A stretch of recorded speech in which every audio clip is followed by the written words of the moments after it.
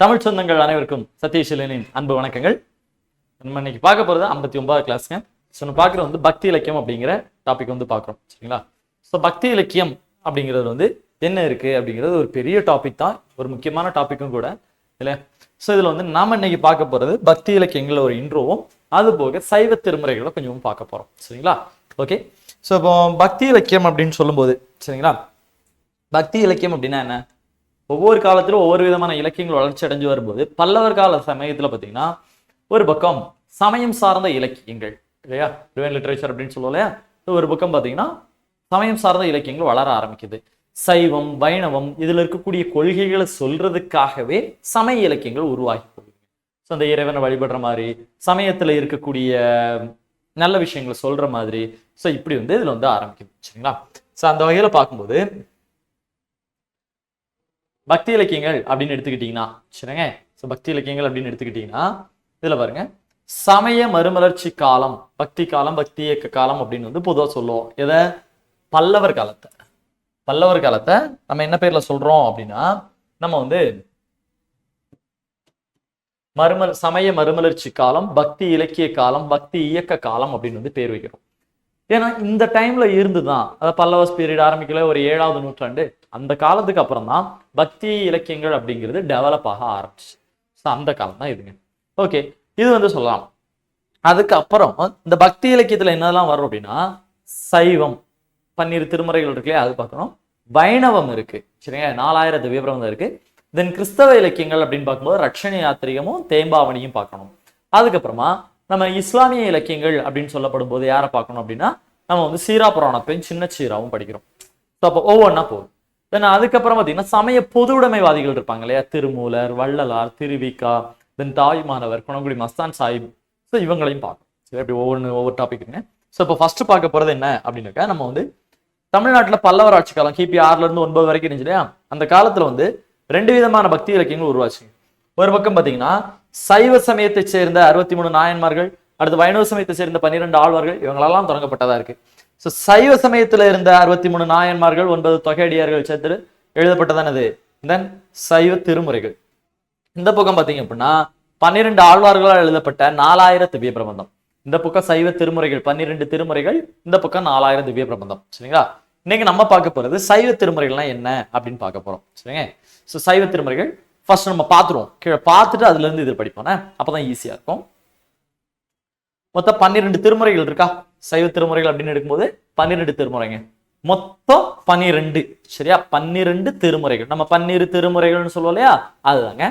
சரி, இந்த 12 திருமுறைகள்ல 3 திருமுறையை யார் எழுதியிருக்கிறா அப்படின்னு கேட்டா திரு ஞானசம்பந்தர். யாருங்க? திரு ஞானசம்பந்தர். முதல் 3 எழுதுனது திரு ஞானசம்பந்தர். ஸோ இந்த திரு ஞானசம்பந்தர் எழுதின பாடலுக்கு என்ன பேர் வைக்கிறோம் அப்படின்னு கேட்டா திரு கடை காப்பு அப்படின்னு பேர் வச்சிருக்கோம். என்னங்க? திரு கடை காப்புன்னு பேரு. திரு ஞானசம்பந்தர் பாடுனா முதல் 3 திருமுறைகளுக்கு பேரு திரு கடை காப்பு. 12 திருமுறையில முதல் 3 திருமுறை இவர் தான் பாடியிருக்காரு. 4, 5, 6வது திருமுறை யார் பண்ணா? திரு நாவுக்கு அரசர். திரு நாவுக்கு அரசர். இதுக்கு என்ன பேர் வைக்கிறோம் அப்படின்னா, 4வது திருமுறைக்கு பேரு திரு நேரிசை, 5வது திருமுறைக்கு பேரு திரு குறுந்தொகை, 6வது திருமுறைக்கு பேரு திரு தாண்டகம், சரியா? அப்படி மொத்தம் இந்த 3 திருமுறை இருக்கு. திரு ஞானசம்பந்தர் எழுதின 3 திருமுறைக்கு பேரு திருக்கடை காப்பு. திரு நாவுக்கரசர் எழுதின 4வது வந்து என்ன சொல்றோம்? திரு நேரிசை, 5வது வந்து திரு குறுந்தொகை, 6வது திருத்தாண்டகம். திருத்தாண்டகம் பாடினதுனாலதான் திரு நாவுக்கரசர் என்ன சொல்லுவோம்? தாண்டக வேந்தர்னு சொல்லுவோம் இல்லையா? சரி, அப்ப 6வது திருமுறைகள் எழுதினது இவர். 7ஆம் திருமுறை யார் எழுதியிருக்கா? சுந்தரமூர்த்தி நாயனார் எழுதியிருப்பாரு, திருத்தொண்ட தொகை. என்னங்க? திருத்தொண்ட தொகை, சரியா? 7ஆம் திருமுறை எழுதின யாருங்க? சுந்தரர், திருத்தொண்ட தொகை, சரிங்க. ஓகே, முதல்ல 7 திருமுறைகள் இருக்கு இல்லையா, இப்ப பார்த்திருப்பீங்க. திரு ஞானசம்பந்தர் எழுதின இதுல வந்து கிட்டத்தட்ட 385 பதிகங்கள் இருக்கு, 1213 பாடல்கள் இருக்கு. இவர் திரு நாவுக்கு அரசர் எழுதின 4வது 5வது திருமுறையில 32 பதிகங்களும் 3066 பாடல்களும் இருக்கு. 7ஆம் திருமுறையில 1026 பாடல்கள் இருக்கு, 100 பதிகம். இதுல நீங்க பேர் மட்டும் தெரிஞ்சுக்கோங்க. பாடல்கள் பதிகம் அப்படிங்கிறது நமக்கு அதிகமா கேட்கறது இல்லை. சரிங்களா? நமக்கு தேவை எந்த திருமுறை யாரு பாடினா. இப்போ இந்த 3 திருமுறைகள் இருக்கலாங்க. இப்போ 7 திருமுறைகள் 1 2 3 4 5 6 7. இந்த 7 திருமுறைகளுக்கு பேர் தான் நாம என்ன வைக்கிறோம் அப்படின்னு கேட்டீங்கன்னா, இந்த 7 திருமுறைகள் இருக்கு இல்லையா, திரு ஞானசம்பந்தர் பாடின 3, திரு நாவுக்கு அரசர் பாடின 3, இன்னொன்னு சுந்தரமூர்த்தி நாயனார் பாடின 1. இந்த 7க்கு பேர் தான் என்னது? தேவாரம். எல்லாத்துலயும் மென்ஷன் பண்ணிருக்கோமாங்க? தேவாரம். தேவாரம் இந்த 3ல மட்டும் மென்ஷன் பண்ணிருப்போம். காரணம் என்னன்னா, இந்த 7க்கு பேர் தான் என்னது? தேவாரம். இப்போ இந்த 7க்கு பேர் என்னது? தேவாரமா? தேவாரம். இந்த 7 எத்தனை பேர் பாடியிருக்காங்க? மொத்தம் 3 பேர் தான். சரியா? அதனால இதுக்கு பேரு மூவர் தமிழ் அப்படின்னு வச்சிருக்கோம். என்னங்க? மூவர் தமிழ். சரியா? 7 பேர் பாடியிருப்பாங்க. சரி, 7 திருமுறையை 3 பேர் பாடியிருப்பாங்க. இந்த முதல் 7 திருமுறைகளுக்கு பேர் தான் தேவாரம். அந்த 3 பேர் பாடினால இது மூவர் தமிழ் அப்படின்னு பேர் வைக்கிறோம். இப்ப பாடுனாங்க இல்லையா 3 பேரு, 3 பேருக்கு என்ன பேர் வைப்போம்? பாட்டுக்கு பேரு தேவாரம்னு வச்சுட்டீங்க, மூவர் தமிழ்னு வச்சுட்டீங்க. சரியா? இப்போ பாடினவங்களுக்கு என்ன பேர் வைப்பீங்க அப்படின்னா, இவங்களுக்கு பேர் தான் மூவர் முதலி. என்னங்க? மூவர் முதலிகள் அப்படின்னு சொல்லுவோம். ஓகேவா? மூவர் முதலிகள் அப்படின்னு பேரு. ஓகேவா? அப்ப முதல்ல 7 திருமுறைகள் இருக்கு. 7 திருமுறைகளுக்கு பேரு தேவாரம்னு வச்சீங்க. 3 பேர் எழுதுனதுனால இதுக்கு மூவர் தமிழ்னு பேர் வச்சீங்க. எழுதின 3 பேருக்கு என்ன பேர் வச்சிருக்கீங்க? மூவர் முதலிகள்னு பேர் வச்சிருக்கீங்க. சரியா? ஓகே, அடுத்து பாப்போமா? 8வது திருமுறை யார் எழுதியிருக்கா அப்படின்னு பாப்போமா? 8ஆம் திருமுறை எழுதினவர் யாருன்னா மணிவாசகர் அப்படின்னு சொல்லப்படக்கூடிய மாணிக்க வாசகர். சரியா? தென்னவன் பிரம்மராயன் பட்டம் வாங்கினவர் இல்லையா, அவரை பத்திலாம் பின்னாடி நம்ம டீட்டெயிலா படிப்போம். ஓகே, 8ஆம் திருமுறை யாரு? மாணிக்க வாசகர். மாணிக்க வாசகர் எழுதின நூல்கள் நிறைய இருக்குது இல்லையா, பட் இருந்தாலும் மாணிக்க வாசகர் எழுதினதுல 2 நூலை தான் நம்ம 8ஆம் திருமுறையில வைக்கிறோம். எது அப்படின்னு கேட்டா திருவாசகமும் திருக்கோவையாரும். சரிங்க? இதுக்கு முன்னாடி திருவெம்பாவையெல்லாம் எழுதியிருப்பாரு. பட் என்னன்னா அதை நம்ம இதுல சேர்க்க போறது இல்ல. திருவாசகம் திருக்கோவையாரும் தான் 8வது திருமுறையில இருக்கு. பட் என்னன்னா நம்ம இவரை திரும்ப படிப்போம் பத்தியில, அப்போ அவர் படிச்ச நூலாம் நம்ம எழுதின நூல்லாம் தனியா படிக்க போறோம். ஓகே,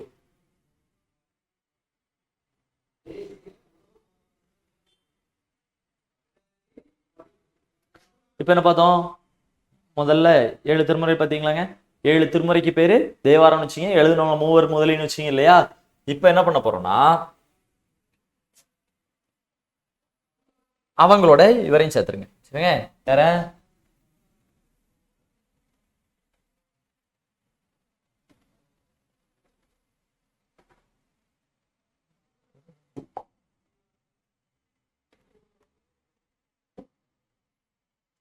மாணிக்க வாசகரையும் சேர்த்துக்கோங்க. சரியா? மூவர் முதலி கூட மாணிக்க வாசகரை சேர்த்துட்டா அவருக்கு பேர் என்ன அப்படின்னா, மாணிக்க வாசகரை சேர்த்தீங்கன்னா என்ன பேர் வச்சிருப்போம்? சைவ சமய குரவர் நால்வர். என்னங்க? சைவ சமய குரவர் நால்வர்னு பேரு. முதல்ல இருந்த 3 பேரை மட்டும் சொன்னீங்கன்னா மூவர் முதலி. இப்ப அதுலயே நீங்க மாணிக்க வாசகரை சேர்த்துக்கிட்டீங்க அப்படின்னு சொன்னா என்ன பேர் வச்சிருப்போம்னா சைவ சமய குரவர் நால்வர் அப்படின்னு பேர் வச்சிருப்போம். சரியா? இந்த பேர் தெரிஞ்சுக்கணும். ஓகேவாங்க? சரி, இப்ப பாப்பா அடுத்து 7 பார்த்துட்டீங்க, 8ஆம் திருமுறைகள் பார்த்துட்டீங்க. அது மாதிரி இவங்கெல்லாம் நம்ம தனித்தனியா படிக்க போறோம்னா, இப்ப நம்ம ஷார்ட்டா சொல்லிட்டோம்னு நினைக்க வேண்டாம்.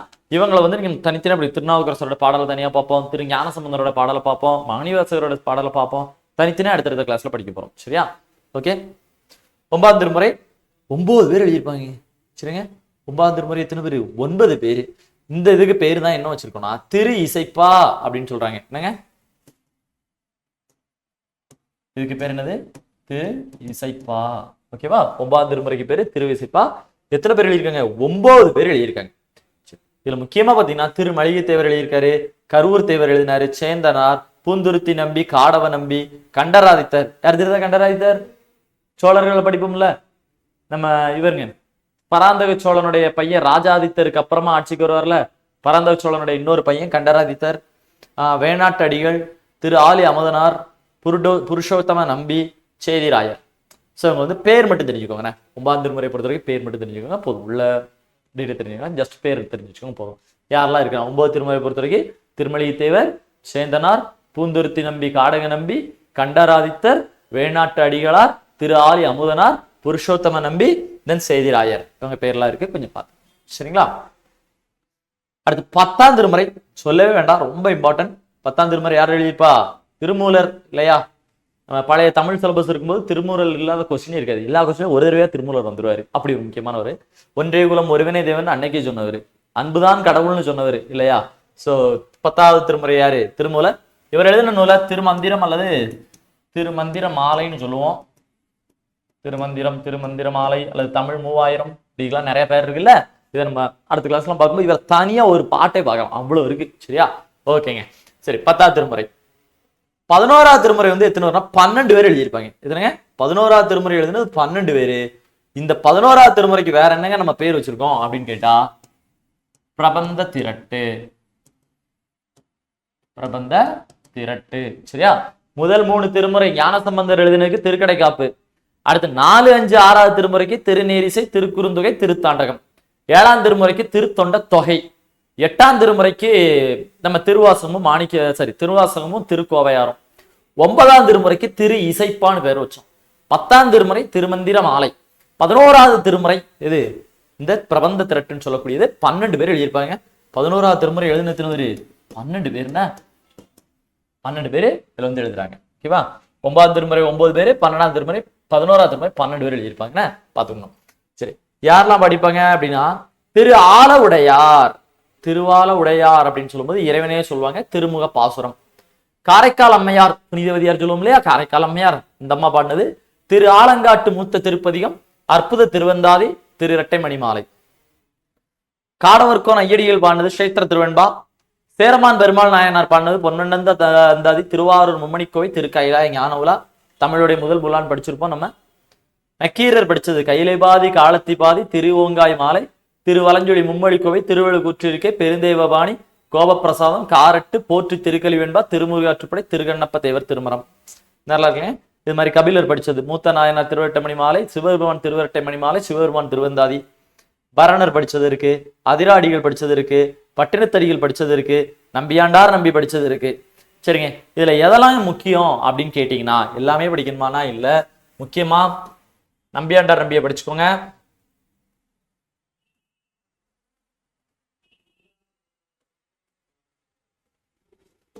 சேரமான் பெருமான் நாயனார் இவருடையது, இதெல்லாம் கொஞ்சம் பார்த்து வச்சுக்கணும். சரிங்க, இது மட்டும் கொஞ்சம் பார்த்துக்கிட்டாலே போதுமானது. 11ஆம் திருமுறைங்கிறது 12 பேர் எழுதினது. நிறைய பேர் எழுதின நூல்கள் மொத்தமா தொகுத்து வச்சிருக்கோம். அதனால இதுக்கு பேர் பிரபந்த திரட்டுன்னு பேர். என்னங்க 11ஆவது திருமுறை பார்த்தீங்களா? 12ஆவது திருமுறை பார்ப்போன. 12ஆவது திருமுறை யாரு? சேக்கிழார் எழுதின பெரிய புராணம், அதாவது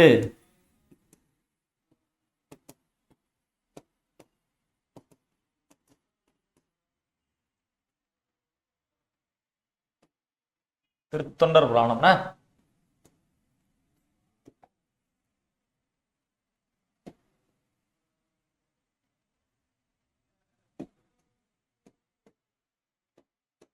திருத்தொண்டர் புராணம்.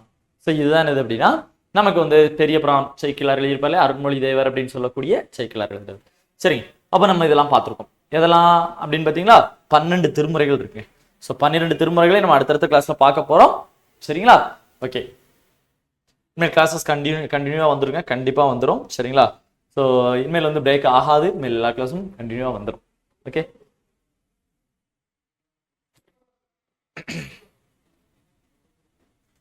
இப்ப பார்த்தோம்ல 12 திருமுறைகள்னா எதுன்னு பாத்தீங்க அப்படிதானே?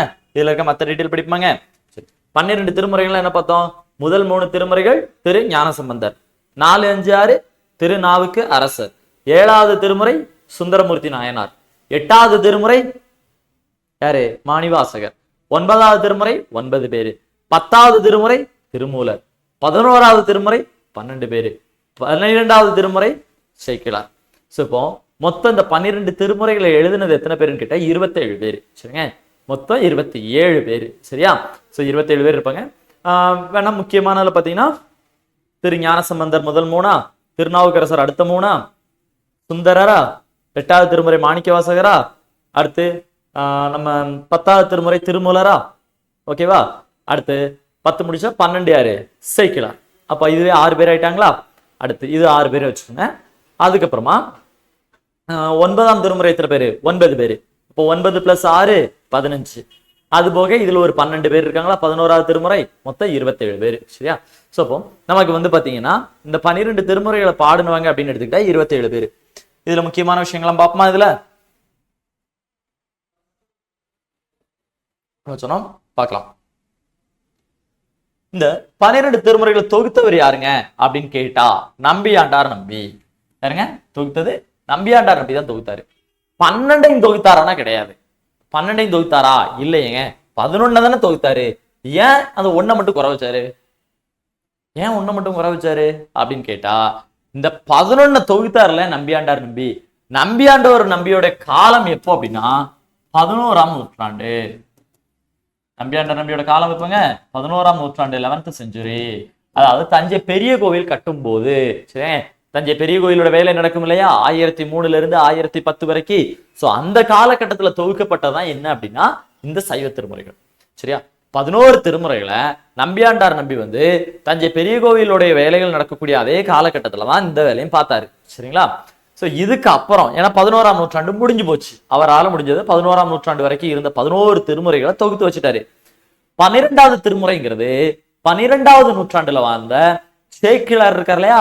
அவர் எழுதி ஆட் பண்ணு பெரிய புராணம்ங்கிறது திரும்ப அதுல ஆட் ஆனது. சரிங்களா? சோ முதல்ல இருந்தது 11 திருமுறைகளை தொகுத்தவர் தான் நம்பியாண்டார் நம்பி. அவருடைய காலம் 11ஆம் நூற்றாண்டு. இதை தொகுப்பித்தவர்னு ஒருத்தர் இருக்குல்ல, தொகுத்தவர் நம்பியாண்டார் நம்பிங்க. தொகுப்பித்தவன் ஒருத்தர் இருக்கும் இல்லையா? யார் சொல்லி செஞ்சாரு? ராஜராஜ சோழன் சொல்லிதான் செஞ்சாரு. சரிங்களா? சோ சைவ திருமுறைகளை தொகுத்த மன்னன், அதை தொகுப்பித்த மன்னன் வச்சுக்கலாமா? தொகுப்பித்தவர் ராஜராஜன். சரியா? சைவ திருமுறை தொகுப்பித்தவர் யாரு? ராஜராஜன். சரிங்க, ராஜராஜ சோழன் சொல்லும் போதுதான் இவர் தொகுத்தாரு. அதனாலதான் ராஜராஜன் என்ன சொல்றான்னா திருமுறை கண்ட சோழன் அப்படிங்கிறாங்க. திருமுறை கண்ட சோழன் அப்படின்னு சொல்லிட்டு இதுல பொதுவா நிறைய இதெல்லாம் சொல்லப்படும். சரியா? நம்ம கொஸ்டின் பாயிண்ட் ஆஃப் நம்ம பாக்குறோம். சோ 11 திருமுறைகளை தொகுத்தவர் நம்பியாண்டார் நம்பி. நம்பியாண்டார் நம்பியை தொகுக்க சொன்னவரு ராஜராஜ சோழன். அதனாலதான் ராஜராஜ சோழன் என்ன சொல்றோம்னா திருமுறைகண்ட சோழன் அப்படின்னு சொல்றோம். திருமுறைகண்ட சோழன் யாரு? ராஜராஜன். அது மாதிரி இதை தொகுத்த நம்பியாண்டார் நம்பி என்ன சொல்றோம்னா தமிழ் வியாசர் அப்படின்னு சொல்றோம். தமிழ் வியாசர் அப்படின்னு சொல்றோம். தொகுக்க சொன்ன ராஜராஜனுக்கு பேரு திருமுறைகண்ட சோழன். அதே மாதிரி தொகுத்த நம்பியாண்டார் நம்பிக்கு என்ன பேர் வச்சிருக்கோம் அப்படின்னா தமிழ் வியாசர் அப்படின்னு பேர் வச்சிருக்கோம். சரிங்க, ஓகே. இப்ப பாப்போமா? இதெல்லாம் நம்ம இப்ப பார்த்த விஷயங்கள். அவர் நம்பியாண்டார் நம்பி நிறைய நூல் பாடியிருப்பாரு. அதுல முக்கியமா திருத்தொண்டர், திருவந்தாதினா அதுல ஒரு 3 நூல் ஒரே மாதிரி வரும். அது என்னங்கிறத நம்ம அடுத்தடுத்த கிளாஸ்ல பார்ப்போம். ஏன்னா நம்பியாண்டார் நம்பி எழுதுனது திருத்தொண்டர், திரு அந்தாதி. என்னங்க நம்பியாண்டார் நம்பி எழுதுனது என்னங்க? திருத்தொண்டர், திருவந்தாதி. திருத்தொண்ட தொகை எழுதினது சுந்தரர். திருத்தொண்டர் புராணம் எழுதினது சேக்கிழார். 3 ஒரே மாதிரி இருக்கும். நம்ம பின்னாடி கிளாஸஸ்ல நம்ம படிக்க போறோம். சரிங்களா? ஓகேங்க.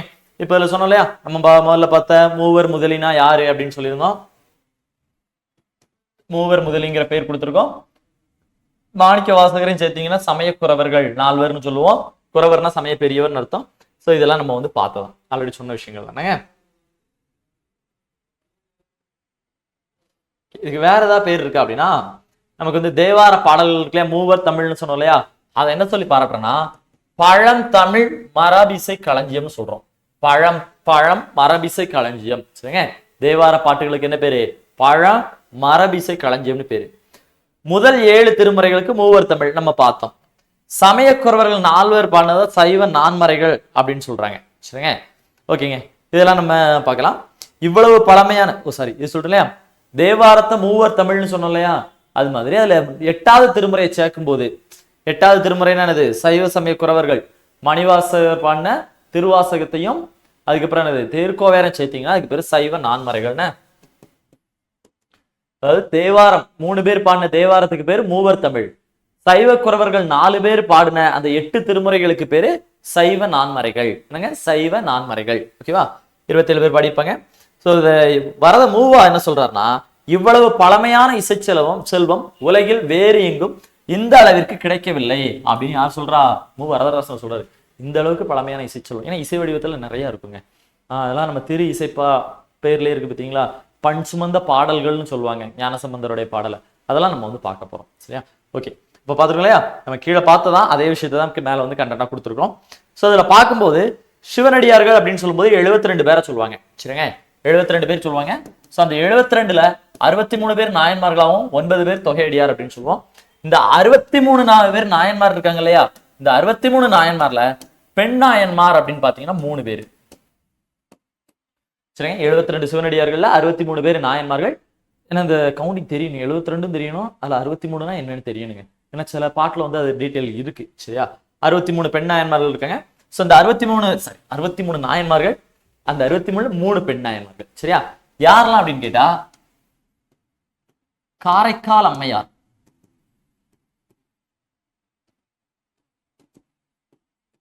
அந்த அம்மா பேர் தானேங்க புனிதவதியார்னு சொல்லுவோம். புனிதவதியார், காரைக்கால் அம்மையார். ஓகே, புனிதவதி அவங்கள பத்தி எல்லாம் பின்னாடி படிக்கலாம். அடுத்துங்க மங்கையர்க்கரசியார், மங்கையர்க்கரசியார் கூன்பாண்டியன் அவரோட மனைவி. 3வது இசைஞானியார். இசைஞானியார் யாருன்னா சுந்தரர் இருக்காரா, சுந்தரருடைய தாய். சரியா? சுந்தரமூர்த்தி நாயனாரோட தாயான இசைஞானியார். இவங்க தான் யார் அப்படின்னா 3 பெண் நாயன்மார்கள் சொல்லப்படக்கூடியவங்க. சரியா? ஓகே, இவங்கெல்லாம் பத்தி தான் நம்ம உள்ள படிக்கும்போது படிக்க போறோம். ஸோ அடுத்தடுத்த வகுப்புல சொன்ன மாதிரி திருஞான சம்பந்தரை படிக்கணும், திருநாவுக்கரசரை படிக்கணும், எல்லாருமே படிப்போம். சரியா? ஸோ கண்டிப்பா வாட்ச் பண்ணுங்க. நம்ம தொடர்ந்து மேல் வந்து கிளாஸஸ் வந்து இருந்துகிட்டே தான் இருக்கும். சரியா? ஓகே, நம்ம பார்த்தோம் இல்லையா இந்த 12 திருமுறைகள் பார்த்துருக்கோம் இல்லையா? இதுல யார் யார் பாடுனா அப்படின்னு பார்த்தோம். இதை தொகுத்தவர் நம்பியாண்டார் நம்பி, அதனாலதான் அவரை தமிழ் வியாசர்னு சொல்றோம். தொகுக்க சொன்னவர் யாரு? ராஜராஜ சோழன். அதனால அவரை வந்து திருமுறை கண்ட சோழன் அப்படின்னு நம்ம சொல்றோம். அது மாதிரி தேவாரத்துக்கு வந்து மூவர் தமிழ்னு பேரு, 4 பேர் எழுதினதுக்கு பேரு சைவ நான்மறைகள்னு பார்த்தோம். ஸோ இதெல்லாம் வந்து நம்ம பார்த்ததுல இருக்கு. சரிங்க, ஸோ அந்த இதுல வந்து நம்ம எதெல்லாம் படிக்கணும்னு சொல்லியிருக்கோமோ அதெல்லாம் கொஞ்சம் இம்பார்ட்டன்ஸ் கொடுத்து படிச்சு வச்சுக்கோங்க. சரிங்களா? ஓகேங்க, அடுத்த கிளாஸ்ல மறுபடியும் சந்திக்கலாம். நாளைக்கே மறுபடியும் சந்திப்போம். நன்றி, வணக்கம்.